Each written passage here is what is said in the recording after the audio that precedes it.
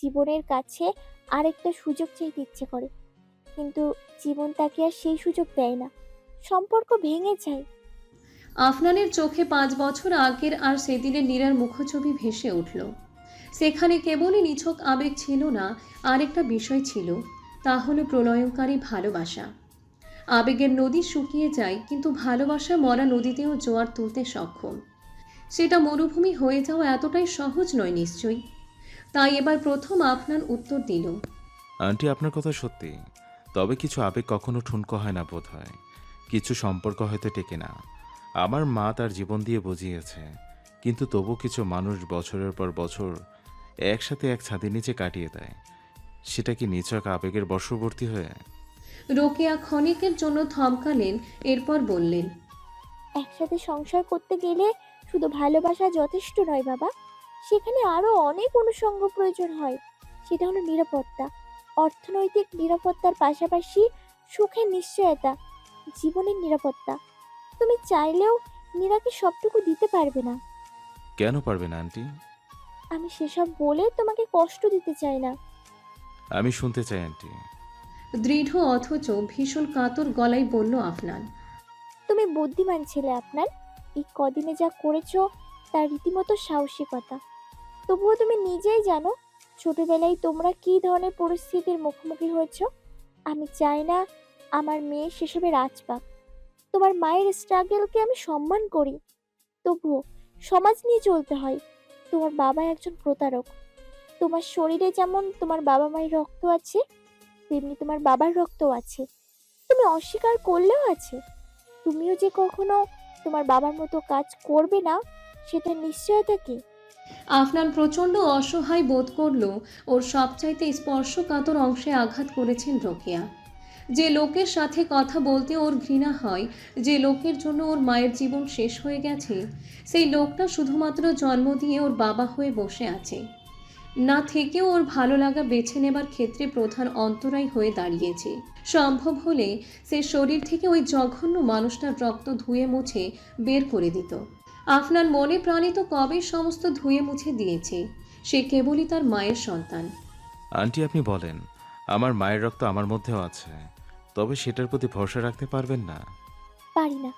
কোনো বাবা মা এমন অনিশ্চয়তা নিয়ে মেয়ের হাত তুলে দেয় না, একটা বিশ্বস্ত হাত খুঁজে নেয়। আমি আমার মায়ের শিক্ষায় বড় হয়েছি আন্টি। তার শিক্ষা বিশ্বাস এক মুহূর্তের জন্য মুখ থুমড়ে পড়ে এমন কিছুই কোনোদিনই করব না। এই নিশ্চয়তা আমি আপনাকে দিতে পারি। তুমি যখন বাবা হবে তখন আমার কষ্টটা বুঝতে পারবে আপনার। আমি তোমার চাইতে বয়সে অনেক বড়, তোমার মায়ের মতো। আজ আমি একটা অনুরোধ করছি তোমার কাছে, আমার মেয়েটাকে ফিরিয়ে দাও। তুমি আমার মেয়েকে ভালোবাসো, ভালোবাসাতেও অপর পাশের মানুষটা সুখ চায়। সাইমন অনেক ভালোবাসি মীরাকে। আফনান দীর্ঘশ্বাস ফেলল। কোনো বাবা মায়ের সামনে তাদের অত্যন্ত স্নেহ ভালোবাসার মেয়ের জীবনসঙ্গী বেছে নেবার জন্য অপশন হিসেবে আফনান আর সাইমন দাঁড়ায়। আফনানরা সেখানে বহু আগেই হেরে যায়।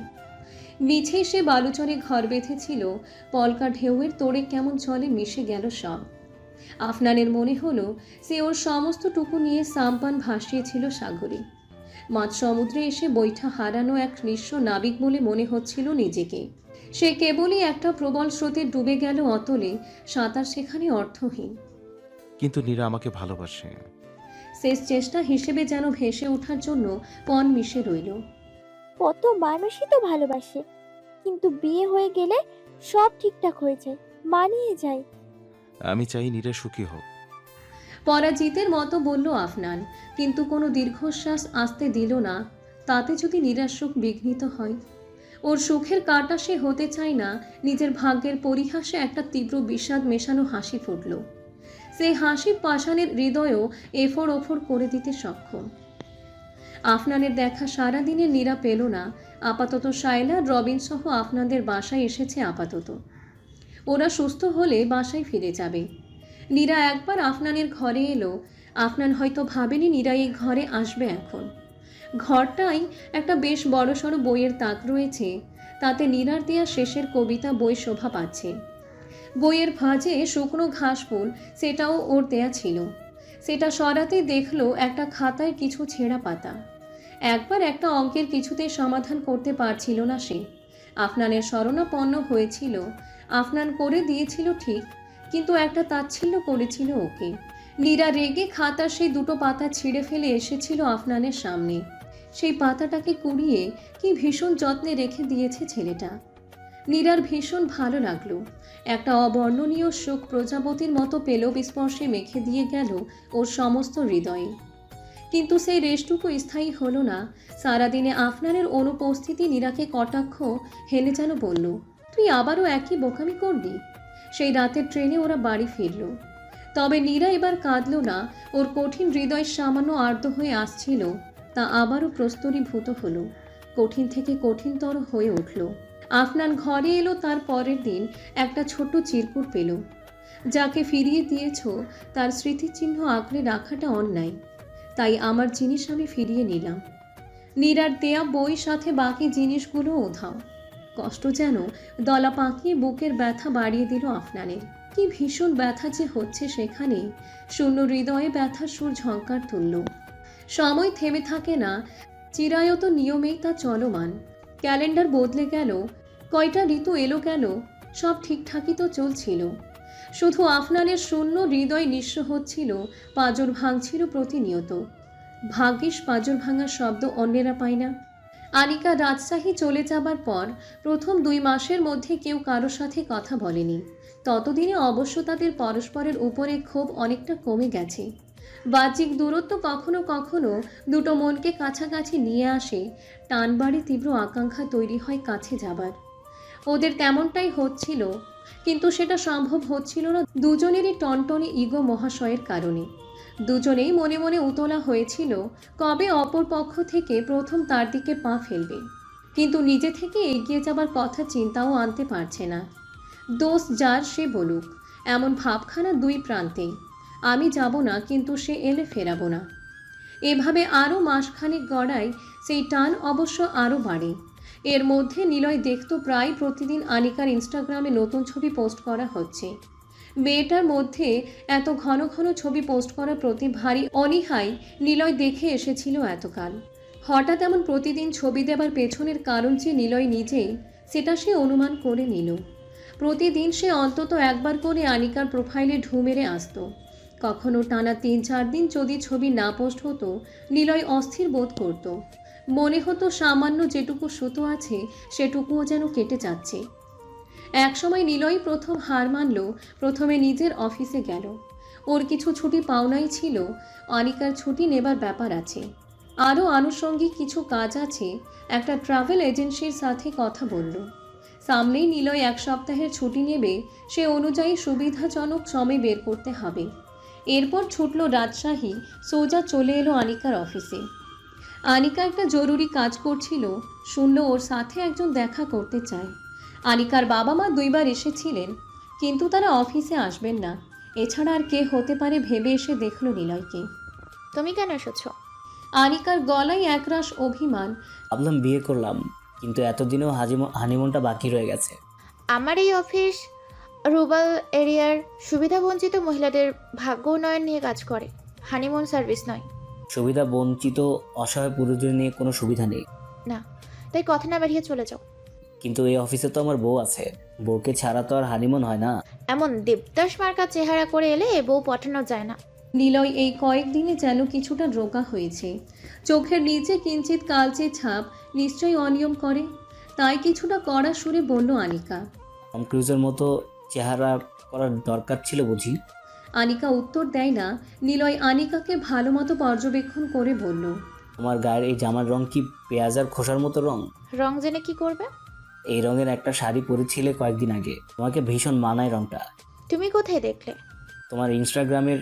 আর 3 দিন আগের সবুজ রঙের একটা শাড়ি পরেছিলে, ওইটাতেও। 1 মিনিট, তুমি কি আমার অ্যাকাউন্ট স্টক করো? এমনভাবে রেগে যাওয়ার মতো কি আছে? অন্য নারীটা তো করিনি, স্টক করলে নিজের বোর্ডটাই করেছি। এতদিন মনে ছিল না বউ আছে? ওরা কথা বলছিল ভীষণ আস্তে আস্তে ধীর স্বরে। এবার গলা আরেক ডিগ্রি নামিয়ে নিলয় বলল, আনিকা সরি, তোমাকে তখন ওভাবে বলাটা আমার উচিত হয়নি। আমার তোমাকে ছাড়া কষ্ট হবে বলে আপত্তি করেছিলাম, কিন্তু গুছিয়ে বলতে পারিনি। আনিকার রাগ অবশ্য সাথে সাথে পড়ল না, আরও একটা দিন নিলয়কে কাঠখড় পোড়াতে হলো। এরপর ওদের সম্পর্কের কালো মেঘ বরফ গলে বৃষ্টি হয়ে ঝরে পড়ল। তার সপ্তাহ তিনেক পরেই ওরা হানিমুনে চলে গিয়েছিল নেপালে।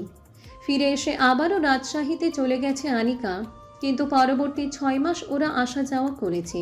বিয়ের প্রথম বছরটা ওদের মন্দ ভালো মিলিয়েই চলে গেল। ইরার প্রাণপণ পরিশ্রম সত্ত্বেও ঢাকা বিশ্ববিদ্যালয়ে চান্স হয়নি। প্রথম দিকে ভীষণ ভেঙে পড়েছিল, যতটা না নিজের স্বপ্নের জন্য তার চেয়ে বেশি শাফিনের সাথে দূরত্বের আশঙ্কায়। চট্টগ্রাম বিশ্ববিদ্যালয়ে চান্স হয়েছিল, গত 8 মাস সেখানেই আছে। মরিয়ম মেয়েকে সান্ত্বনা দিচ্ছিলেন, দেখ, একটা ভালো সাবজেক্টে তো পড়বি, ঢাকা বিশ্ববিদ্যালয় হয়নি তো কি হয়েছে? মাকে সে আসল কারণটা বলতে পারবে না এখনই। নীরার পরিস্থিতি দেখে সে ভয় পেয়েছে। ওর মা বাবা যদি শাফিনের সাথে ওর সম্পর্ক কখনো মেনে না নেন। সবার চোখ থেকে লুকালেও সে ইরার চোখে ধোকা দিতে পারল না।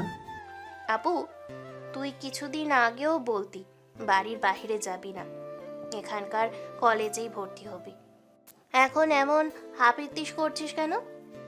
আগে এত পড়াশোনা করতাম না, পরিশ্রম করেছি, ফল না পেলে খারাপ লাগবে না। সে তো লাগবেই, কিন্তু আমার মনে হচ্ছে ভার্সিটির চাইতে ভার্সিটি স্পেশাল করার জন্য তোমার বেশি টান। বলেই ইলা বইতে মুখ গুজল। ইরার অগ্নিদৃষ্টি নিভে এসে সেখানে জায়গা করে নিয়েছিল বিস্ময়। ইলাকে কষে একটা চড় মারা প্রবল ইচ্ছে রোধ করল। এরকম বিচ্ছু একটা মেয়ে। শোকতপ্ত ইরা চট্টগ্রামে ভর্তি হলো। বাড়ির বাইরে প্রথম যাওয়া, সবার জন্য প্রথম দিকে মন কেমন করত। শাফিন মাসে 2-3 বার এখানে যাতায়াত করতে থাকলো। ওদের সম্পর্ক তখন অনেকটা লং ডিস্টেন্স রিলেশনশিপের মতো। শাফিনের ফটোগ্রাফি চলছে সমান তালে। সে শখের পাশাপাশি প্রফেশনাল ফটোগ্রাফি শুরু করেছে। এখন ইরা মানিয়ে নিয়েছে নতুন বন্ধু মহল নিয়ে, আর শাফিনের সাথে ফোনে কথা বলে সময় দিব্যি কেটে যাচ্ছে। শাফিনের তোলা ওর প্রথম ছবিটা, যেটা দিয়ে ওদের পরিচয়, সেই ছবিটা সে প্রায়ই দেখে। এই ছবিটা এত অপূর্ব এসেছে না, শুধু এই ছবির জন্য ছেলেটাকে একজন ভালো ফটোগ্রাফার হিসেবে স্বীকৃতি দিয়েছে। সবার জীবন এগিয়ে গেলেও আফনান যে এক জায়গায় থেমে আছে। সে মনিরের স্ত্রীকে ওর এক বন্ধুর কিন্ডার গার্ডেন স্কুলে বাচ্চাদের পড়ানোর ব্যবস্থা করে দিয়েছে। মেয়েটা ইন্টারমিডিয়েট পাশ করে ডিগ্রিতে ভর্তি হয়েছিল, কিন্তু পরে আর পড়াশোনা সেভাবে এগোয়নি। মনিরের মেয়ে পড়াশোনার সমস্ত দায়িত্ব নিয়েছে, রবিনও সাহায্য করে সব সময়। আফনান একটা অফিসিয়াল কাজে ঢাকায় এসেছে, তাতেই রোমেল খুব করে ধরেছে ওর বিবাহ বার্ষিকীতে যেন আফনান অবশ্যই থাকে। তাই গিফট কিনতে এসেছে শপিং মলে। অকস্মাৎ চোখ আটকে গেল সামনে। বহুদিন পরে নীরাকে চোখের সামনে দেখল আফনান। এভাবে যে দেখা হয়ে যাবে সে ভাবতেও পারেনি। কিছুটা যেন পরিবর্তন এসেছে মেয়েটার মধ্যে, তবে ওর অতল চোখ এখনও একই আছে। সে চোখের দৃষ্টি সীমায় যদিও তখনও আফনান পড়েনি, হৃদয়ে বহুদিন পরে যেন প্রবল ঢেউ উথাল পাথাল খেয়ে গেল। যখনই ডাকার জন্য প্রস্তুতি নিচ্ছিল মনে মনে, তখনই আফনানের দৃষ্টিসীমার মধ্যে আরেকজন প্রবেশ করল, সাইমন। বুকের গহীনে ভীষণ গোপনে যে ঢেউ ভাঙছিল তা একেবারে গোপনে থিতিয়ে গেল। শান্ত হয়ে রূপ নিল হাহাকারে। তবে কি নীরা নতুন জীবন শুরু করেছে? নিলয়কে কখনো সে নীরার কথা জিজ্ঞেস করেনি। ঝলমলে আলো নিমিষেই যেন বিরক্ত লাগলো ওর। প্রাণপণে প্রগাঢ় অন্ধকারে নিজেকে লুকিয়ে ফেলতে ইচ্ছে হলো ওর। নিজেকে লুকিয়ে ফেলার চেষ্টা চরমভাবে ব্যর্থ হলো আফনানের। আরে আফরান ভাই, অমাবস্যার চাঁদ দেখার সৌভাগ্য হলো আমার। নীরার গলায় মেকি উচ্ছ্বাসে কটাক্ষের বিষ মাখা। আফনানের পা থেমে গেল। কেমন আছো নীরা? খুব ভালো আছি। এখানে কেন এসেছো? বিয়ে টিয়ে করেছো নাকি গার্লফ্রেন্ডের জন্য গিফট? তোকে দেখে ভালো লাগলো। কটাক্ষ এড়িয়ে বলল আফনান। ডাহা মিথ্যা কথা, তোমাকে মানায় না। আমাকে দেখে তুমি ভয় পাচ্ছ। আবারও যদি তোমার ঘাড়ে চাপতে চাই, ভয় নেই, তেমন কিছু হবে না। আমি এতটাও হ্যাংলা নই। নীরা ভীষণ শক্ত মনের মেয়ে, আফনান সেটা জানে। তবে আজ এই মেয়ে সমস্ত জেনে বুঝে হাসি মুখে মর্টার শেল বিধিয়ে দিচ্ছে আফনানের হৃৎপিণ্ডে। হাসি মুখে একজন হৃদয় হন্তারক যেন দাঁড়িয়ে রয়েছে আফনানের সামনে। তোকে আমি হ্যাংলা ভাববো? এত বড় নির্বোধ আমি নই। ততক্ষণে সাইমন এগিয়ে এসেছে, কুশল বিনিময় হলো দুজনের। এই মুহূর্তে আফনানের ইচ্ছে করছিল পৃথিবীর বুক থেকে এই প্রিভিলেজড ছেলেটাকে নিশ্চিহ্ন করে দিতে। নিষ্ফল ও অক্ষম ইচ্ছেতে সে নিজেই এফোর ওফোর হয়ে যাচ্ছিল। তোমার নিশ্চয়ই অনেক তার আফনান ভাই, তোমার দেরি করিয়ে দিলাম, আসি। চলো সাইমন, আমাদেরও অনেক কেনাকাটা বাকি। আফনানের ভীষণ ইচ্ছে করছিল বলতে, আর কিছুক্ষণ থাক না নীরা, তোর সাথে একটু গল্প করি, কিন্তু বলা হয় না। নীরা হাসি মুখে পা বাড়িয়ে চলে যাচ্ছে সাইমনের সাথে। দুজনের চোখেই যেন সুখ উতলে পড়ছে। চলো সাইমন, আমাদেরও অনেক কেনাকাটা বাকি। কথাটা ওর মস্তিষ্কে বারংবার আলোড়ন তুলছে। কষ্টের বুদবুদ শব্দে ওর শ্রবণেন্দ্রিয় যেন বিকল হয়ে যাচ্ছে। টলমলো পায়ে আফনান বাইরে চলে এলো। একবার কিছু একটা পায়ের সাথে লেগে শক্ত হোঁচট খেলো। সে তখন যেন পৃথিবীতে নেই। পৃথিবীর সবচাইতে বিধ্বংসী বিষ যেন ওর সমস্ত পরিপাকতন্ত্রকে গ্রাস করছে ক্রমশ। তীব্র নীল নীল যন্ত্রণায় সমস্তটা ছেয়ে গেল আফনানের। মনে হলো সমস্তটাই বৃথা ওর। ইরা শুয়ে শুয়ে ফেসবুকের নিউজ ফিডটা স্ক্রল করছিল। হঠাৎ শাফিনের পেজ থেকে একটা ছবি এলো সামনে। ভীষণ সুন্দরী এই মেয়েটার ছবি সে তুলেছে। অকারণ এক ঈর্ষা ভর করলো ইরার মধ্যে। সাথে সাথে শাফিনকে কল দিল। ইরা, আমি তোমাকে 10 মিনিট পরে কল করি। ইরা, 10 বছর পরে আর দরকার নেই। বলে কল কাটলো ইরা। হতভম্ব শাফিন সাথে সাথে কল ব্যাক করলো। ইরা রিসিভ করলো না, শুধু একটা মেসেজ লিখলো। যাদের ছবি তোলো তাদের সাথেই থাকো। শাফিন বারবার কল দিতে থাকলো, কিন্তু ব্যর্থ হলো। এরপর সেও লিখলো, ওদের ছবি তুলি, কারণ তারা আমাকে পে করে। তাদের জন্য আমার সাথে রেগে থাকবে? অত সুন্দরী মেয়েদের ছবি তুলতে তুলতে তোমার মন ঘুরে যাবে আমার দিক থেকে। তোমার সাথে আমার আত্মিক সম্পর্ক, সেটা তো এত ঠুনকো নয়। তবুও মানুষের মন কখন কোন দিকে যায়। আমি আমার কাছে সৌন্দর্যের পারসেপশন আলাদা। আমার চোখে তুমি পৃথিবীর শ্রেষ্ঠ সুন্দরী, কারণ তোমার হৃদয় স্পর্শ করতে পারি। ওদেরকে কখনো আমি পড়তে চাই না। এবার ইরা খানিকটা শান্ত হলো। শাফিন আবার লিখলো, মাথা ঠান্ডা হয়েছে? কিছুটা। এই জন্যই বাচ্চামের সাথে প্রেম করতে নেই। নিজের জন্য প্রস্তুত যুগের মানুষ। শাফিন শব্দ করে হেসে ভয়েস মেসেজ দিল। এবার উত্তরে ইরা লিখলো, আগামী 2 দিন তোমার সাথে আমার কথা বন্ধ। তোমার শাস্তি এটা। আমি কি করলাম? বাচ্চা মেয়ে বলবে আবার তার সাথে প্রেমও করবে, তা তো হবে না। আরে আমি তো মজা করেছি। রাখ। কিন্তু আমি মোটেও মজা করছি না। বলেই ফোন বন্ধ করলো ইরা। একটু আগে ভীষণ রাগ হচ্ছিল, সেটা এখন নেই।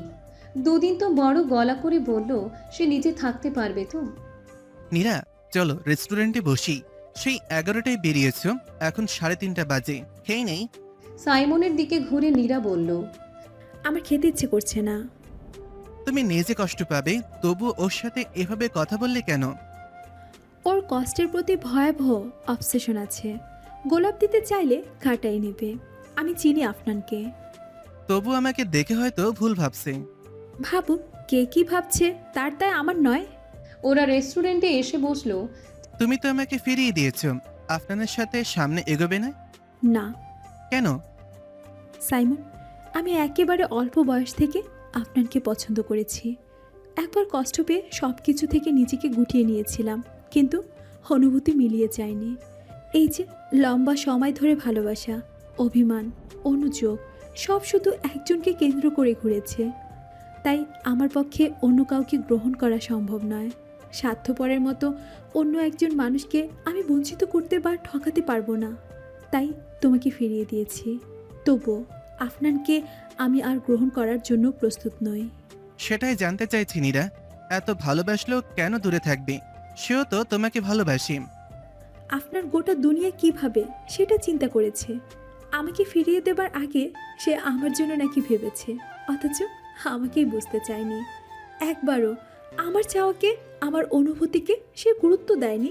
বিয়েটা দ্বিপাক্ষিক বিষয়, তাই একা নিজের মতো করে সে সিদ্ধান্ত নিতে পারে না।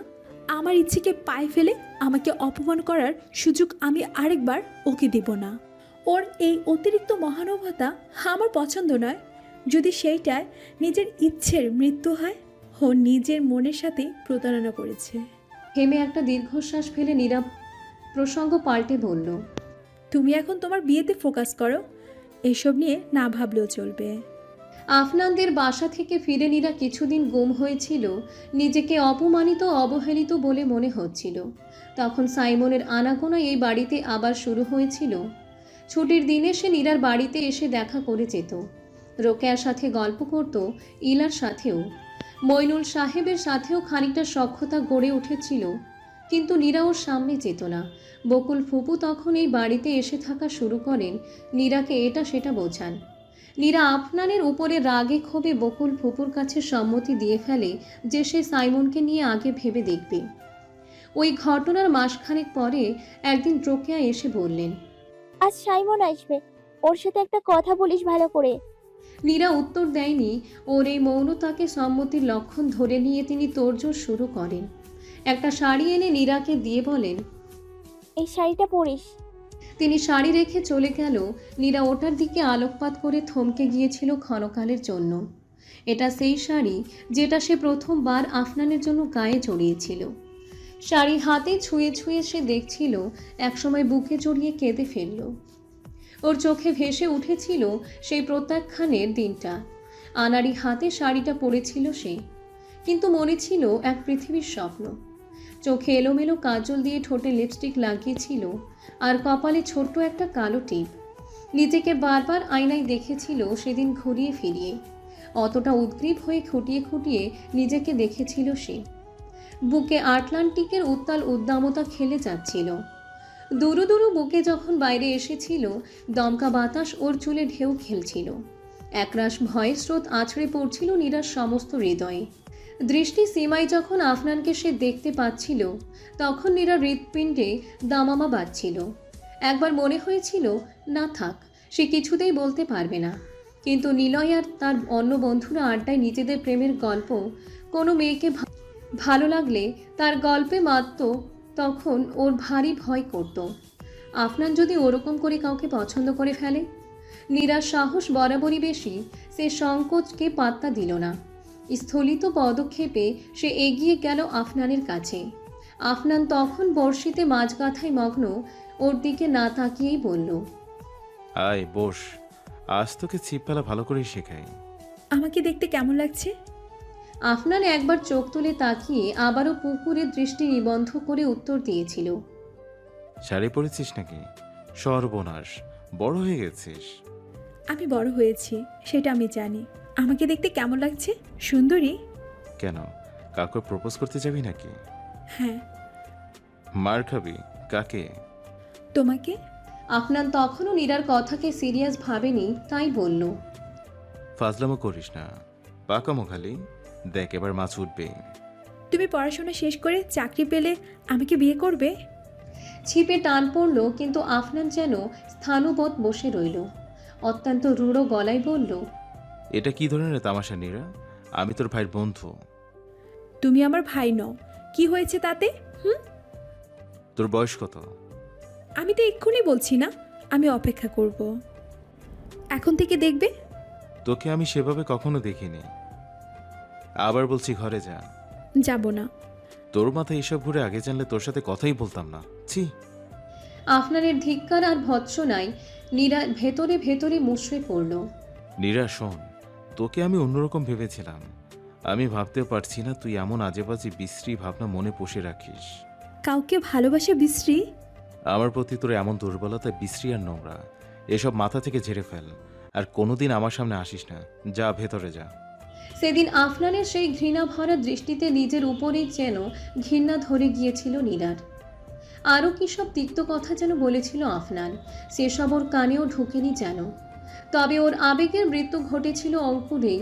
আফনানের সেদিনের সেই ঘৃণায় ভাষা তখন দুর্বোধ্য হলেও এখন সে বুঝতে পারে, সব ঘৃণাই আদতে ঘৃণিত হয় না, ভালোবাসার মুখোশ হয়।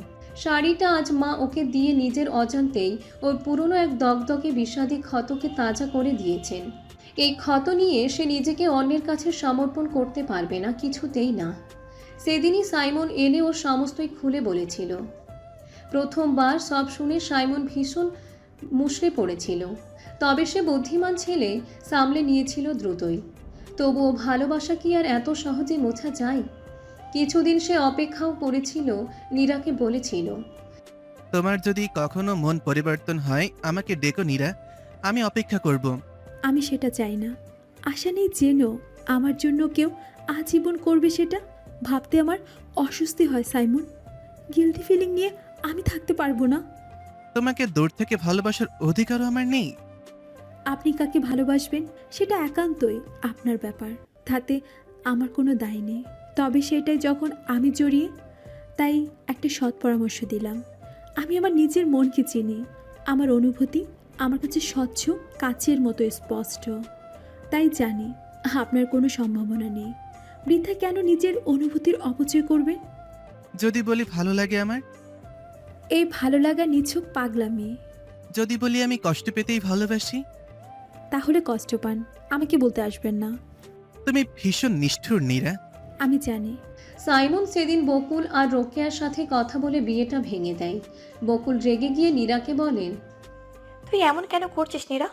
ছেলেটা তোকে কত ভালোবাসে, কষ্ট পাচ্ছে খুব। ফুপি, কেউ যদি একতরফা ভালোবাসে তার জন্য কি আমাকে দায়ী করা যায়? তুই নিজে এভাবে থাকবি, একদিন না একদিন তো কাউকে বিয়ে করবি, তাহলে সেটা সাইমন নয় কেন? সেটা আমি তাকেই বলেছি ফুপি। আরও অনেকে আমাকে হয়তো ভালোবাসার কথা বলেছে। আমি কি জনে জনে তাদের সবাইকে গিয়ে বিয়ে করব? বকুল রেগে শ্বশুরালয়ে চলে গেছেন। এরপর আর একদিনও নীরার সাথে কথা বলেননি। নীরা বাড়িতে থাকলে তিনি এই বাড়িমুখ হন না। রোকেয়া নীরাকে হুমকি ধামকি দিতে থাকেন। সে উত্তরে মাকে বলে, মা প্লিজ, তুমি এই ব্যাপারে আমার সাথে অন্তত কথা বলো না। আমি তোর মা মীরা। এই জন্যই তোমার সাথে বেয়াদবি করতে চাই না। নীরা, আমি তোর ভালো চাই। সেজন্য আপনাদের বাড়িতে গিয়েছিলে? কি বলতে চাস? মা, আমি সেসব বলতে চাইনি, কিন্তু তুমি জানো তুমি কি করেছো। এবার রোকেয়া রেগে গিয়ে বলেন, ওই ছেলে তোকে উস্কেছে? ও উস্কালে তো ভালোই হতো মা, সে মহান হতে চেয়েছে। তুই কি করে জানলি তাহলে? দুয়ে দুয়ে যে চার হয় সেটা না বোঝার মতো গবেট আমি নই মা। তুমি হুট করে ওদের বাড়িতে যে সান্ত্বনা দিতে বা সহানুভূতি দেখাতে চাওনি, তা আমার চাইতে ভালো আর কে জানবে। বেশ করেছি, আমি যা করেছি তোর সুখের জন্য করেছি। নীরা পাগলের মতো হেসেছিল। হাসতে হাসতে চোখের কোল বেয়ে কয়েক ফোঁটা অশ্রু বিন্দু গড়িয়ে পড়েছিল। সে মোছার চেষ্টা করেনি। সুখ? আমার সুখ দেখতে চাও? সবাই আমার সুখের জন্য এত ভাবো, তুমি আপনার আমার সুখের এত দায় তোমাদের? ঠিক আছে, তুমি চোখের সামনে আমাকে সারা জীবন এইভাবেই দেখবে। আমি কাউকে বিয়ে করব না, আপনার কেউ না। তোমাদের এইটাই পাওনা। রোকেয়া অনেক চেষ্টা করেছেন, কিন্তু নীরাকে টলাতে পারেননি। মইদুল সব জেনে দুজনকেই কথা শুনিয়েছেন বাড়াবাড়ি করার জন্য। তবে দুজনই অনড়। নিলয় একবার নীরাকে এসে বলেছিল, আমি আফনানের সাথে কথা বলি একবার। একদম না ভাইয়া, যে একা একা সিদ্ধান্ত নিয়ে আমার অনুভূতিকে খাটো করতে পারে তার সাথে আমার কোনো লেনাদেনা নেই। এরপর আর এই বাড়িতে এসব নিয়ে আলোচনা হয়নি। এক সময় সাইমনের সাথে নীরার বন্ধুত্ব গড়ে ওঠে। সত্যিকার অর্থেই ছেলেটা ওর শুভাকাঙ্ক্ষী। ওকে সাপোর্ট দিয়েছে সে সময়, আর কখনো কোনো দাবি নিয়ে ওর মুখোমুখি দাঁড়ায়নি। নির্জলা বন্ধুত্বের হাত চিনতে ওর ভুল হয়নি, তাই বন্ধু হতে অস্বীকার করতে পারেনি নীরা। মা অবশ্য সাইমনের মতো ছেলে হাতছাড়া হবার দুঃখ করেছেন। মনে মনে এখনও ভালো ছেলের সন্ধানে আছেন। আভাস পেলেই নীরাকে চাপ দিতে চেষ্টা করতেন।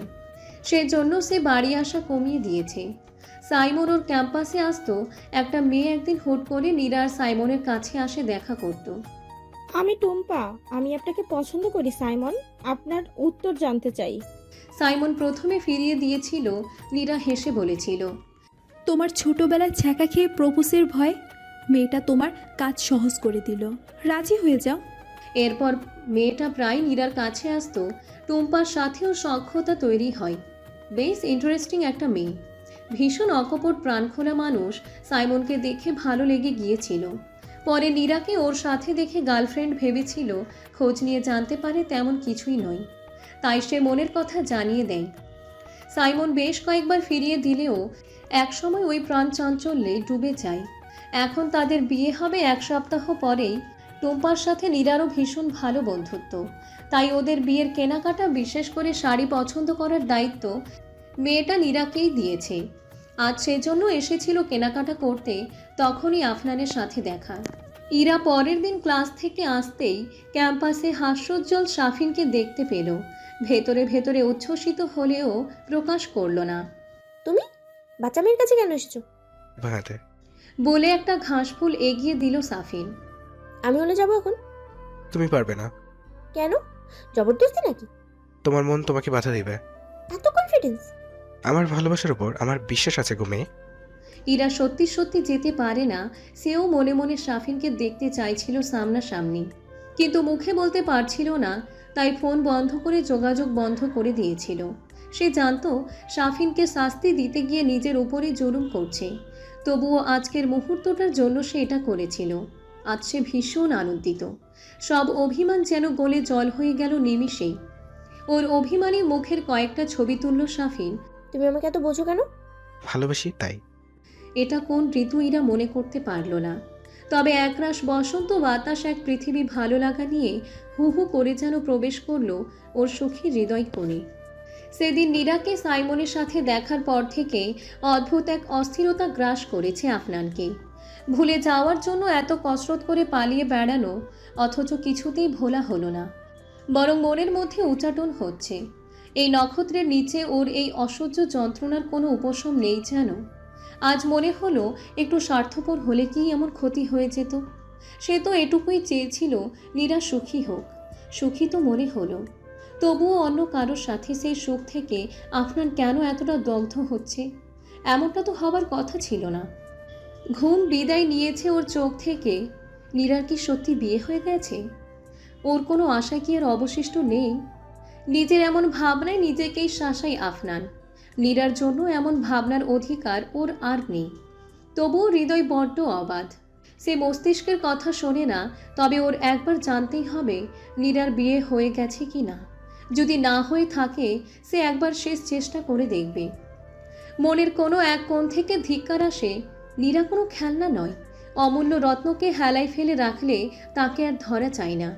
আর তুই ভাবছিস এতবার করে অপমানিত হবার পরেও সামনে দাঁড়ালে সে হাসতে হাসতে তোর গায়ে ঢলে পড়বে? ভুল, তুই মস্ত বড় ভুল। নিজের সাথে নিজেরই যুদ্ধ হয় আফনানের। যাকে পেতে অনন্ত সাধনা প্রয়োজন, সে যখন নিজে ওর কাছে নিজেকে সঁপে দিয়েছিল, সে ফিরিয়ে দিয়েছিল। আজ আর কিচ্ছু বাকি নেই। সকালে আয়েশা এলেন আফনানকে ডাকতে। কপালে হাত দিতে উপলব্ধি করলেন জ্বরে গা পুড়ে যাচ্ছে ছেলের। গত 1 বছর থেকে তিনি ছেলের মধ্যে পরিবর্তন দেখছেন। কেমন যেন ছাড়া ছাড়া ভাব, ছন্ন ছাড়া চলাফেরা, অথচ আফনান ছেলেবেলা থেকে ভীষণ গোছানো স্বভাবের। যা করে একাগ্রতা দিয়ে করে। অবশ্য এমন আচরণের কারণ সম্পর্কে তিনি অবগত। নীরাকে তার ভারী পছন্দ হয়েছিল। আফনানের প্রতি মেয়েটার প্রবল টান তার চোখ এড়ায়নি। এর মধ্যেও তো তেমনই ছিল। তবুও কিছু হলো না। আফনানকে ডেকে তুলে খাইয়ে দিলেন, ওষুধ খাইয়ে মাথায় পানি দিয়ে দিলেন। দুপুরের দিকে জ্বর নামলো খানিকটা। শাইলা এলো বিকেলে, কোলে ছোট্ট রায়া। আফনান জ্বর গায়েও ওকে কোলে নিয়ে বসে রইল। এই পুচকেটাকে সে ভীষণ ভালোবাসে। কি মিষ্টি করে হাসে। দাঁড়াতে শিখেছে, হাত ধরলে 1 পা 2 পা হাঁটে। অস্পষ্ট বলিতে কি বলতে চায় কিছুই বোঝা যায় না, তবুও ভালো লাগে ভীষণ। একচিলতে হাসি ফুটে। শাইলা ওর মোবাইলটা রেখে গেছে, হঠাৎ বেজে উঠল। শাইলা মায়ের সাথে রান্নাঘরে কি যেন করছিল, সেখান থেকে বলল, কলটা ধর আহানা, রবিন মনে হয়।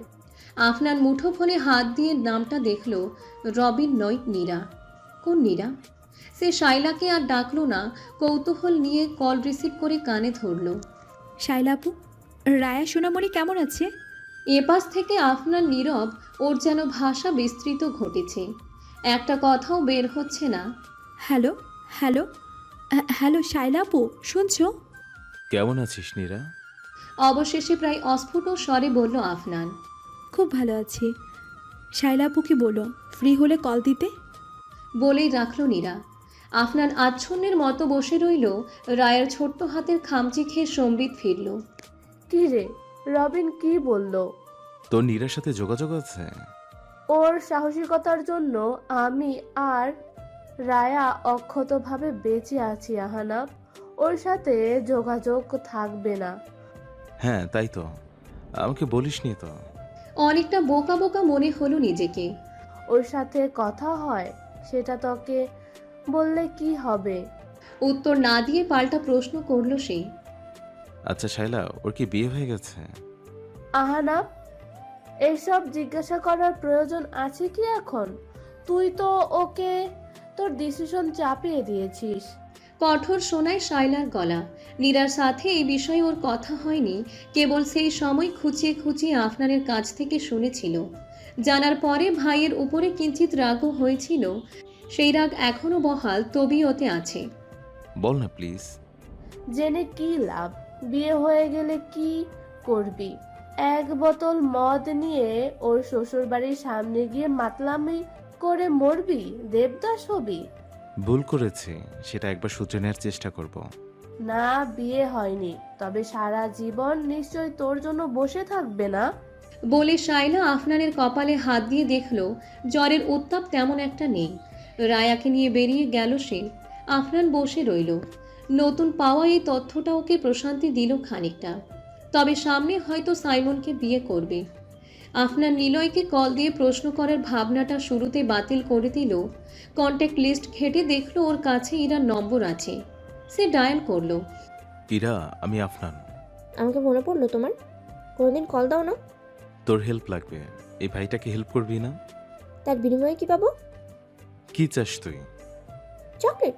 ভয় নেই, তোমার সম্পত্তি বাজে অন্তর করবো না। পেয়ে যাবি। তোকে চকলেটের পুকুরে ডুবিয়ে রাখবো। তোমার মতলব কি আফনান ভাই? জেরে কাশো তো। সংকোচ নিয়ে বলল আফনান। নীরা আর সাইমন। ওকে শেষ করতে না দিয়ে ওই প্রান্তে ঠিক করে হেসে ফেলল ইরা। তাই তো বলি, তোমার এতদিনে আমার কথা কেন মনে পড়লো? শোনো, সাইমন ভাইয়ের বিয়ে হয়ে গেছে গতকাল।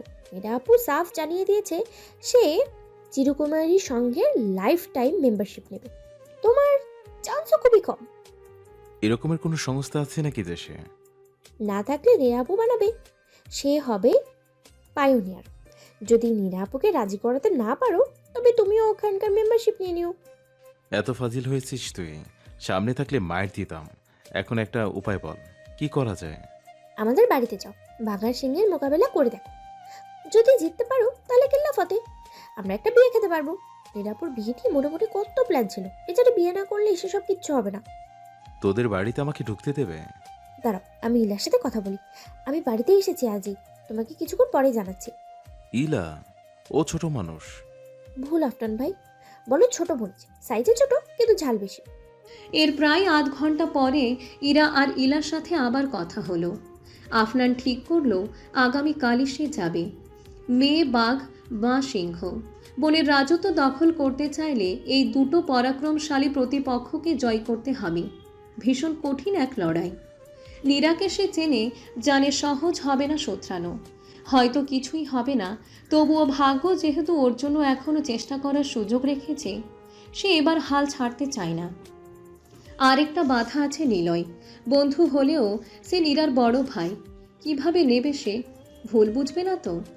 রোকেয়া রান্নাঘরে ছিলেন, এখনও রান্নাটা তিনি আর মরিয়মই করেন। সেখানে ইলা এসে দাঁড়ালো।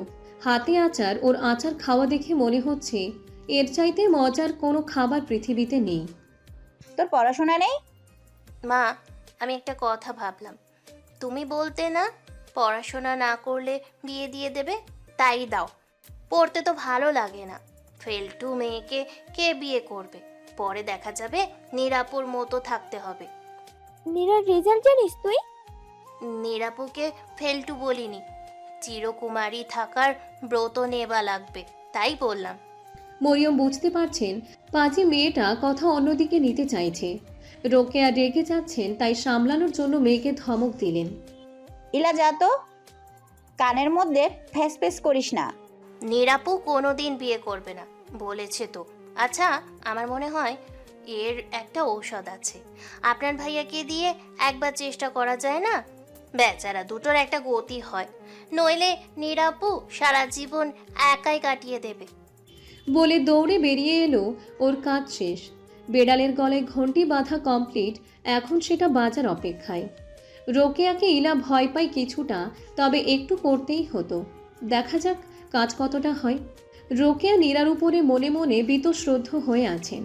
পারলে ঠাটিয়ে গালে কয়েকটা চড় মেরে দিতেন, বাবার জন্য তেমন শাসন করা হয়নি বলে মাথায় চড়ে বসেছে। দুনিয়াটা ওর ইচ্ছের মতো চলবে নাকি?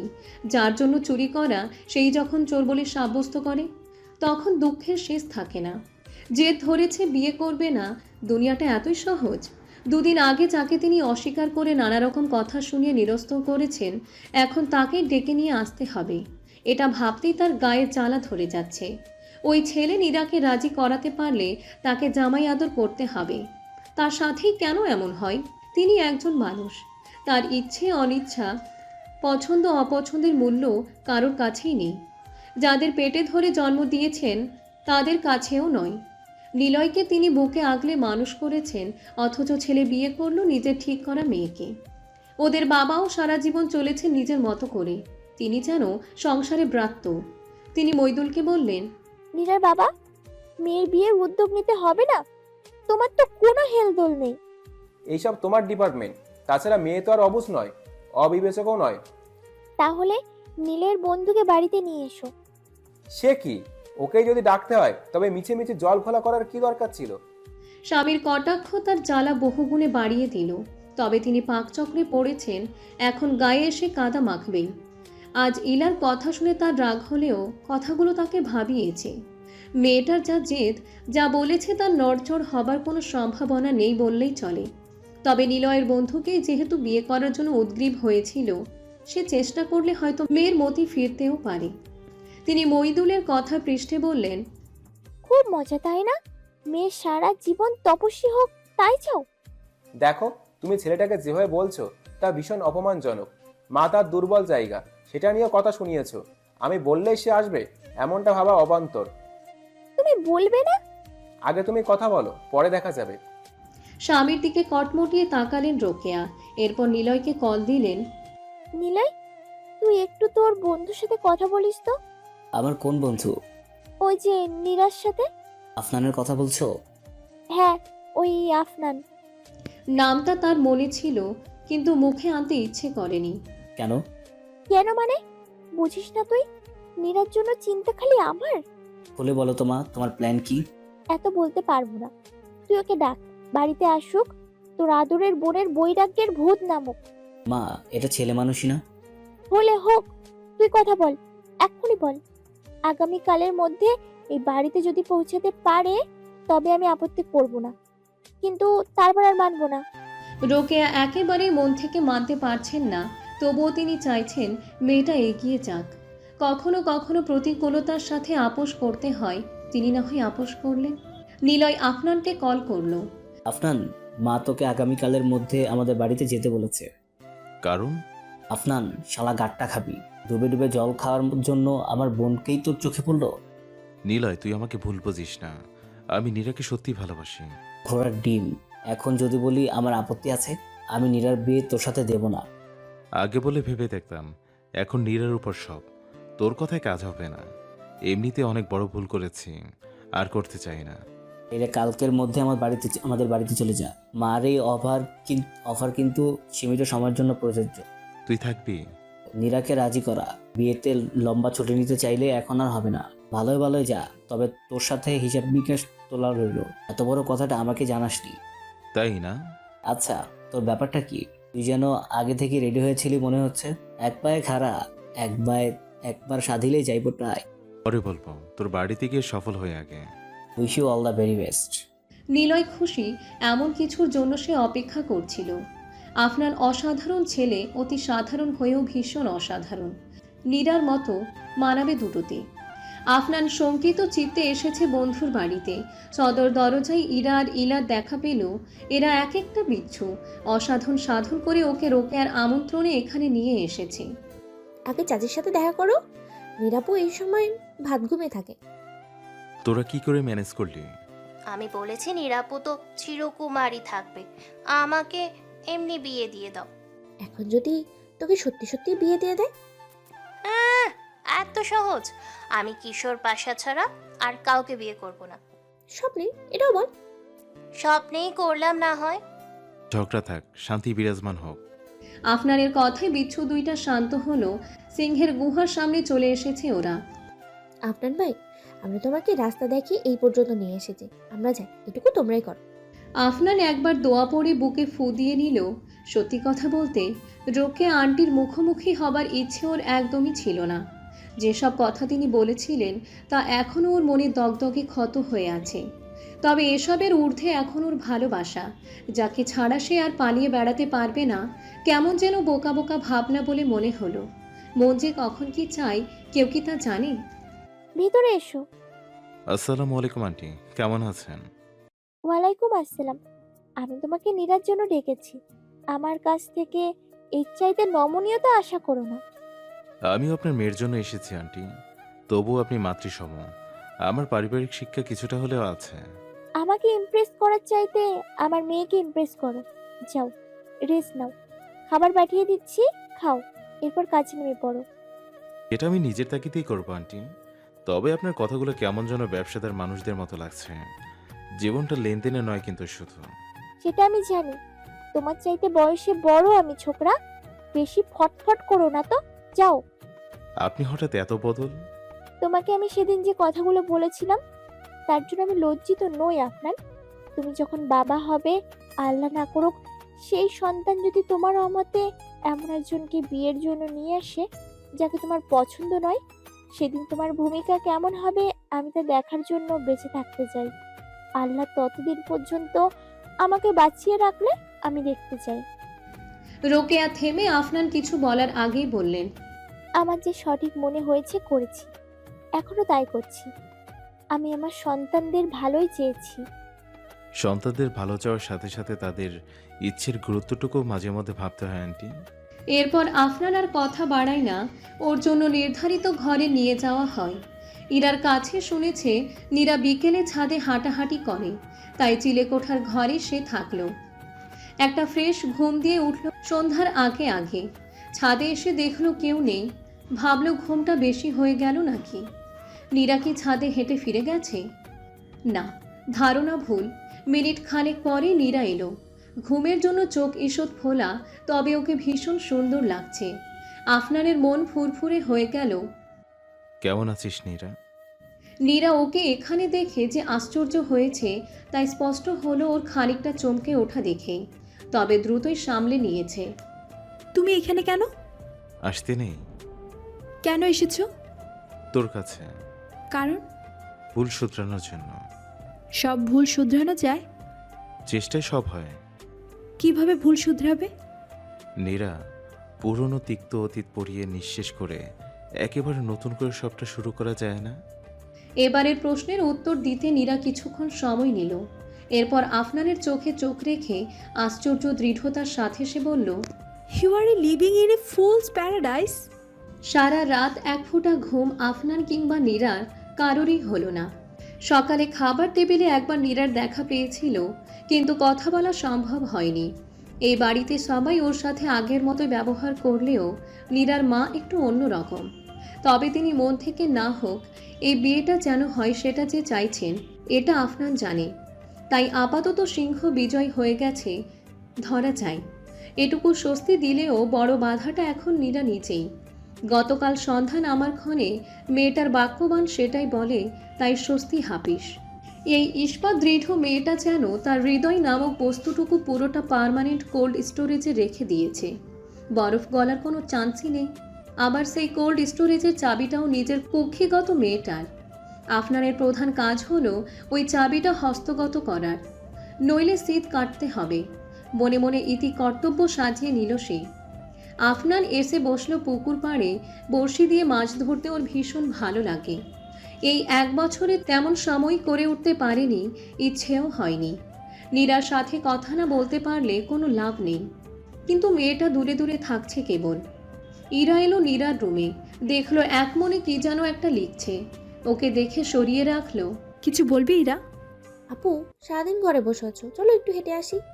কেন? হাঁটতে গেলে কি হবে? আফনান ভাইয়ের সাথে দেখা হবে। ইরা অপ্রস্তুত হয়ে গেল, ইতস্তত করে বলল, না না, কি যে বলো। তুই আমার বোন, অথচ আমার পাশেই নেই, এইটুকুই আফসোস। আপু আমি কিছু বলতে হবে না, আমি ঘাসে মুখ দিয়ে চলি না। চল যাই, দেখি নতুন করে আবার কি বলে। যেতে যেতে নীরা বলল, শাফিন ইদানিং ঘন ঘন চট্টগ্রামে যাচ্ছে, এত খাটাচ্ছিস কেন বেচারাকে? লজ্জায় ইরা গাল দুটো রক্তাভ হয়ে উঠল। কোনো উত্তর দিতে পারল না। নীরা আবার বলল, শাফিন ভালো ছেলে, তবু এক্ষুনি ওর সাথে জড়িয়ে যাস না। তোদের বয়স কম, সামনে অনেক লম্বা জীবন পড়ে আছে, পরে কষ্ট পাবি। আপু, আমরা আমাদের লিমিটটুকু জানি। তোমার বোন তো, তোমার মুখ কারোর কাছে নিচু করব না। শাফিনও তোমাকে খুব শ্রদ্ধা করে, ভালোবাসে। নীরা হেসে ইরার দিকে পূর্ণ দৃষ্টিতে তাকিয়ে বলল, দিন দিন আরো সুন্দরী হয়ে যাচ্ছিস রে, একেবারে লাজুকলতা।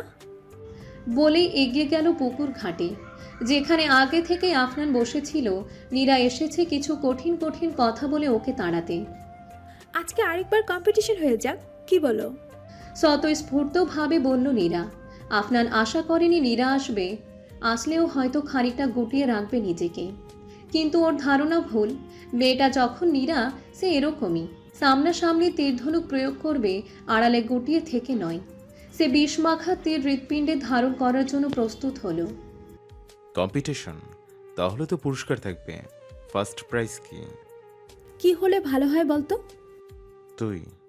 জীবনটা ছেলে খেলা, একটা বাজি জিতে কাউকে পেয়ে যেতে চাও? আমি তোকে সবসময় সব কিছুতে চাই। তোকে ছাড়া আমার চলবে না নীরা। না চললে নাই। নীরা, আমি তোকে সুখী দেখতে চেয়েছিলাম, তাই ফিরিয়ে দিয়েছিলাম। সেদিন তোকে আর সাইমনকে একসাথে দেখলাম, আমার ভীষণ যন্ত্রণা হচ্ছিল। তবুও বলতে পারোনি, ভেবেছ আমি সুখে আছি। যখন দেখলে আমি সাইমনকে বিয়ে করিনি, তখন আবারও আমার সুখের দায় কাঁধে তুলে নিতে ছুটে এলে। তোমাকে আমি কখনো বলেছিলাম আমি কিসে সুখী? নিজে নিজে ভেবে নিলে। তোমাকে একটা কথা স্পষ্ট করে বলি, আমি সুখী আছি, তার জন্য আমার বিয়ে করতে হবে না। তুমি ফিরে যাও। ভালোবাসি বলেই ফিরিয়ে দিয়েছিলাম, ভুল করেছিলাম। এবার আমি ফিরবো না নীরা। তোকে 2 বার ফিরিয়েছিলাম, তুই এখন আমাকে 14 দ্বিগুণে 28 বার ফিরিয়ে দে। 29 বারের সময় আমাকে গ্রহণ করবি। আমি জানি তুই আমাকে এখনো ভালোবাসিস। ভালোবাসি, সেটা আমি একবারও অস্বীকার করিনি। তবে বিয়ে আমি করব না, সেও আমি ভালো মতো জানি। তাই বৃথা সময় নষ্ট করে লাভ নেই। আমার সময় নষ্ট হচ্ছে কিনা আমিও বুঝবো। আপাতত চল ছিপ ফেলি। যদি আমি জিতি, তবে আমি তোকে একটা চিঠি দেব, তুই পুরোটা পড়বি। আর তুই জিতলে যা চাস তাই পাবি। শুধু আমাকে চলে যেতে বলিস না, আর তুই ফিরে যাস না। ওরা ছিপ ফেলল। সময় অতিবাহিত হচ্ছে, কেউ কথা বলছে না আর। ওদের সমস্ত মনোযোগ নিবদ্ধ হয়েছে ওই পুকুরে। নীরা আফনানকে আর চায় না, তবু ওর চিঠি পড়ার সুতীব্র লোভ হলো। তবে জিতল নীরাই। বল কি চাস? গোমরা মুখে বলল আফনান। ওর ইচ্ছে ছিল জয়ী হলে অন্তত চিঠিতে হলেও মনের অবস্থাটা ব্যাখ্যা করা যেত, কিন্তু এখন তোমার চিঠি। হেরেও অভিব্যক্তি উজ্জ্বল হলো আফনানের। তুই পড়বি? কিন্তু আমি তো হেরে গিয়েছি। তুমি বলেছিলে আমি জিতলে যে কোনো উপহার চাইতে পারি। হার খুব কষ্টকর, তাই চাইছি হারলেও পুরস্কারটুকু তুমিই পাও। এর অন্য কোনো অর্থ করো না। করব না, তবে যদি নিশ্চিত হতে পারি তুই চিঠি পড়বি, তবেই দেব, না হলে নয়। পড়ব। আফনান ওর পকেট থেকে ভাঁজ করা একটা কাগজ নীরার দিকে এগিয়ে দিল। আগে রেডি? আজ এটা তোকে দিতাম সেই জন্য। কিন্তু হারলে তো। এমন পারফরমেন্স হলে কেমনে দিতে? কটাক্ষ হেনে কথাটা বলেই সে চলে গেল হনহনিয়ে। আফনান তাকিয়ে রইল ওর যাওয়ার পানে। এই যে কিছুটা সান্নিধ্য পাওয়া গেল, এই অমূল্য ওর কাছে। নীরা, আমি যখন খুব ছোট, তখন আমার মা বাবার ডিভোর্স হয়ে যায়। একা একজন মায়ের জন্য তার শিশু সন্তানদের বড় করা কতটা ভয়ানক সংগ্রামের, তার বিস্তারিত আমি আজ বলবো না। শুধু এইটুকুই বলবো, আমি সেই ছোটবেলা থেকে মায়ের সাথে স্ট্রাগল করেছি। আমার জীবনে কোনো ভালো কিছুই সহজে আসেনি। এর মধ্যে তুই হাতছানি দিয়ে ডাকলি, আমি ভয় পেয়েছিলাম। আমার জীবনে যা কিছু প্রাপ্তি, তার একটা অবশ্যই নিলয়। তখন তোর বয়সও খুব কম, আবেগে ভেসে যাবার বয়স। কদিন পরে যদি তোর মোহ কেটে যায়, বন্ধুত্ব হারানোর সংখ্যা, সাথে তোর বয়স, আমার অর্থনৈতিক অবস্থা সবই তখন প্রতিকূলে। আমি তখন অনার্সে পড়ি, কিছু টিউশনি করানো হয়, পায়ের নিচে শক্ত মাটি নেই। এখন এই বয়সে হয়তো তেমন করে কেউ মাথা ঘামাবে না, কিন্তু সেই সময় মস্ত বড় ভুলই হতো। বহুদিন পর যখন তোকে আবার দেখলাম, এক চোখে কাজল দিয়ে হাঁটছিস, অনেক বদলে গেছিস। আমার প্রতি তখন তোর এই রকমের অনুভূতি আছে। তখন বুঝলাম এটা শুধু মোহ ছিল না। সেদিন মনে হলো কেন মেয়েটার আহ্বানে কেন সাড়া দিতে পারিনি। আমি আসলে অচেতন তোকেই খুঁজতাম, পাইনি কোথাও বলে জীবনে প্রেম হয়নি একটাও। সেবারই আমি বুঝলাম আমিও তোকে প্রবলভাবে চাই। যতটা চাইলে অপ্রাপ্তিতে ভেতরটা পুড়ে ভস্ম হয়ে ছাই হয়ে উড়ে যায়, ঠিক ততটা কিংবা তারও বেশি চাই। তুই আমাকে সেবার হাসি মুখে ফিরিয়ে দিলি। আমার সেই নিয়ে কোনো অভিযোগ নেই। একবারে কাটাকাটি ধরে নিয়ে না হয়, আমাদের বাড়িতে আমার সামনে যে আরেকবার এসে দাঁড়ালো সে একজন পরিপূর্ণ তরুণী। এবার আমি সত্যি তার সাথে অন্যায় করেছি নীরা। তখন আমার অবস্থা টালমাটাল, বাঁচা মরার লড়াইয়ের মধ্যে ছিলাম। ভাবলাম যদি মরে যাই তোর পক্ষে আমার মতো একজনকে, যে তোর মতো কাউকে বারবার ফিরিয়ে দেয়, তাকে ভুলতে পারা সহজ হবে।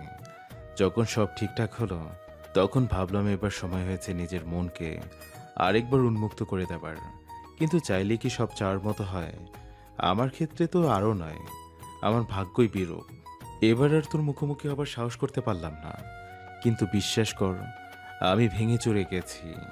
তোর আর আমার দুটো মন ক্ষত। এই ক্ষত আমরা এক না হলে সারবে না। একবার হাতটা ধরে দেখ, আমি তোর হাত কোনোদিন ছাড়ব না।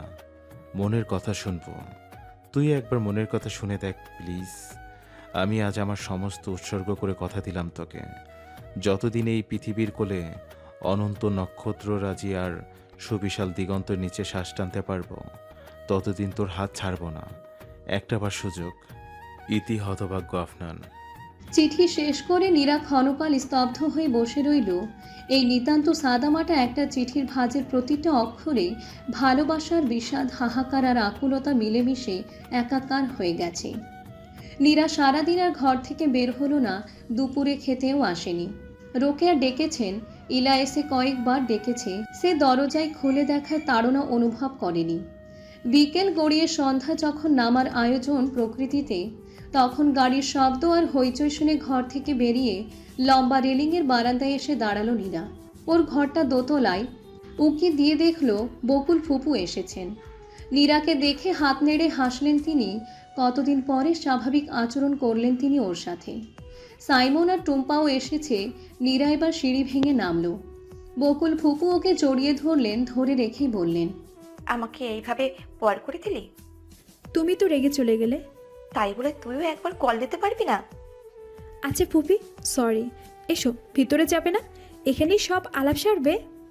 চল চল ভেতরে যাই। নীরার মন ভালো হয়ে গেল। বাবা আর ফুপু দুজনের মধ্যে কি যেন একটা ব্যাপার আছে। এদের সংস্পর্শে এলেই মনে একটা স্ফূর্তির রেশ ছড়িয়ে পড়ে। রাতে খাবার টেবিলে নীরা বসেছিল মা, চাচি আর ফুপুর সাথে। অতিথিদের আগেই খাওয়ানো হয়েছে। রাতে নীরার ঘরে এলেন বাবা আর ফুপু। ছেলেটার ব্যাপারে কিছু ভাবলি মা?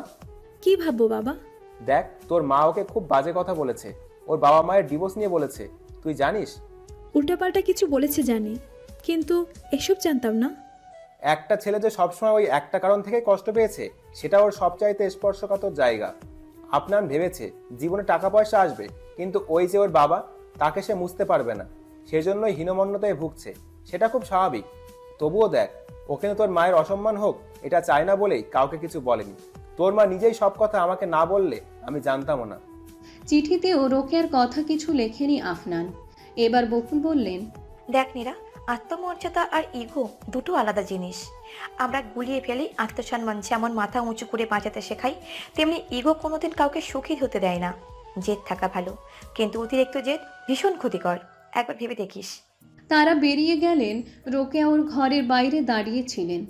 ভেতরে গিয়ে মেয়ের মুখোমুখি হবার মতো শক্তি সঞ্চয় করতে পারেননি। নিজের কাছে, নিজের মেয়ের কাছে বড্ড ছোট হয়ে গেছেন। খুব সকালেই আজ নীরার ঘুম ভাঙল, যদিও গাঢ় হয়নি, ছাড়া ছাড়া ঘুম। সকালে বারান্দায় দাঁড়িয়ে দেখল আফনান গেট দিয়ে বেরিয়ে গেল।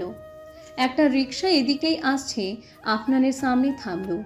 ইরা দ্রুত পায়ে নেমে এলো। আফনান ততক্ষণে রিকশায় চড়ে বসেছে। নীরাকে দেখে বলল, আরিফ গতকাল ধরা পড়েছে বর্ডারের কাছে। আমাকে যেতে হবে, পরশু আবার আসবো। ওইদিকে সরে বসো। কেন? তুই কোথায় যাবি? ভূতের বাড়ি। যাবে না? তুই যেখানে নিয়ে যাবি সেখানেই যাব। বলে একগাল হেসে সরে বসল আফনান। নীরা উঠল রিকশায়। এই রিকশাগুলো যথেষ্ট বড়, 3 জন বসা যায়, দূরত্ব রেখে বসলো ওরা। রিকশা চলতে শুরু করলো। তোমাকে বাসে দিয়ে চলে আসবো। নীরা, বলো। তবুও ইতস্তত করে আফনান বলল। একবার তোর হাতটা ধরতে পারি? নীরা সপ্রতিভ ভঙ্গিতে নিজেই হাত ধরল আফনানের। দুটো মুখেই হাসি বিস্তৃত হলো, হাতে হাতে সংযোগে হ্যাপি হরমোন যেন আন্দোলিত হলো ওদের মনের প্রতিটি অলিন্দি। এই প্রাপ্তির সুখের কোনো মাপকাঠি নেই পার্থিব জগতে। এই সুখ আসে অন্য জগৎ থেকে। পরিশিষ্ট 2 সপ্তাহ আগে নীরার বিয়ে হয়েছে ধুমধাম করে। আরও একবার এই বাড়িটা সেজে উঠেছিল জমকালো হয়ে। ইরা আর শাফিন চুটিয়ে প্রেম পর্ব সেরে নিচ্ছে, মানে অভিমানী খুনসুটিতে ওদের সময়টা কাটছে দারুণ। ইলা অপেক্ষায় আছে একদিন কিশোর কুয়াশাকে বিয়ে করবে। এখন তো প্রায় সমবয়সী, নতুন বই পড়লে সে কিশোরের চাইতে বয়সে বড় হয়ে যাবে তাই পড়ে না। মনে মনে সে ওর সাথে একই অনুপাতে বেড়ে উঠছে। কল্পনাতেই একটা সংসার হবে এটাই ওর ভাবনা। তবে একটা বড় রহস্যের সন্ধানে আছে। যদি সমাধান করতে পারে তবেই না একটা কাজের কাজ হবে।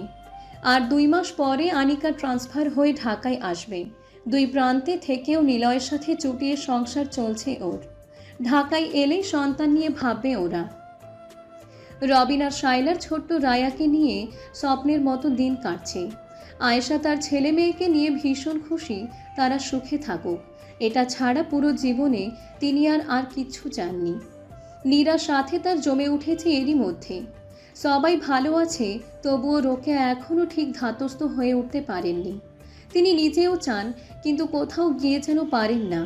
মেয়ের হাসি মুখ দেখে তার ভালো লাগে, আবার আফনানকে দেখলে ভালো লাগে যেন মরিচা ধরে। নিজেকে তিনি বুঝতে পারেন না। তার মধ্যে যেন দৈত্য সত্তার বাস। কে যে কি চায় তিনি ঠিক বুঝতে পারেন না।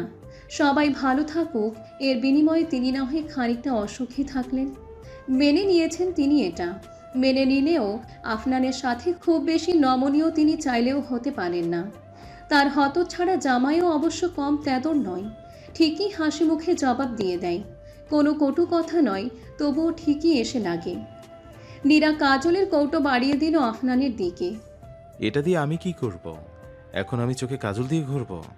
বিয়ে করে বুদ্ধিশুদ্ধি সব দারাজে সেল করে দিয়েছো নাকি? আমাকে দিয়ে দাও। আমি বলেছিলাম কি তোকে এক চোখে কাজল দিয়ে দারুণ লাগে?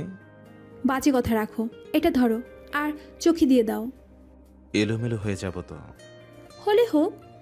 আজ থেকে আমার এক চোখের কাজল তুমি দিয়ে দেবে। তুমি আজ থেকে প্র্যাকটিস করবে। ইলাকে ডাকি? আমি ইলাকে বিয়ে করেছি। আস্তাগফিরুল্লাহ। সময় নষ্ট হচ্ছে। আফনানের হাত ভীষণভাবে কাঁপছে। চোখের কাছাকাছি গেলেই হাত কাঁপা শুরু হয়। কি অদ্ভুত, কাজল দিতে গেলে এমন হয় নাকি? কাজল দিতে গিয়ে চোখের নিচেও লাগিয়ে ফেললো আফনান। নীরা রেগে মেগে মুখ ধুয়ে এলো। তুমি যতক্ষণ না শিখবে আমি আর কাজল দিব না চোখে। একমাত্র বইয়ের আবদার যেহেতু রাখতেই হয়। এসব ঢং করবে না। কি লুতুপুতু কথাবার্তা শিখেছো? বলার পর তুই যে রেগে তাকাস এটা আমার ভীষণ ভালো লাগে, তাই বলি। নীরা হেসে ফেলল। ওদের বাড়িতে এসেছে গতকাল। বাড়ির সামনে যে জোনাকির মেলা সেটা সব সময় দেখে। ওরা আজ যাচ্ছে বাড়ি থেকে খানিকটা দূরে, নতুনত্বের স্বাদ নিতে। ভীষণ নিরিবিলি জায়গাটা। এক মুহূর্তেই মন ভালো হয়ে গেল এখানে এসে। থোকা থোকা জোনাকির মেলা বসেছে। জোনাকিরা আলোর পসরা সাজিয়ে রেখেছে যেন ওদের জন্য। আজ ম্লান চাঁদের আলোয় আলো ছড়াবার দায়িত্ব নিয়েছে জোনাকিগুলো। হাজার হাজার খুদে জোনাকির প্রদীপ জ্বলছে, নিভছে, আবার জ্বলছে। তোকে যে আমি পেয়েছি এখনো স্বপ্ন মনে হয়। এই নিস্তব্ধ রাতের যেটুকু শব্দ তা ওই জোনাকি আর ঝিঝি পোকাদের। প্রকৃতির এই অপূর্ব অতীন্দ্রিয় রূপে ব্যাঘাত ঘটাবে না বলে নীরাও ফিসফিস করে বলল, পুরো জীবন স্বপ্নময় হোক, ভালোবাসার জোনাকির আলোর মতো জ্বলতে থাকুক। পরিবেশটা এতই মনোহর যে ওরা ঠিক নিজের মধ্যে রইল না পুরোপুরি। আফনানের অধর নেমে এলো নীরার কপালে। ভালোবাসা বৃষ্টি যেন টুপ করে নেমে এসেছে মাটির পৃথিবীতে জোনাকির জেলে রাখা প্রদীপের রূপে। কাঠখোট্টা দুটো মানুষ জীবনের সব রং খুঁজে পেয়েছে সবে।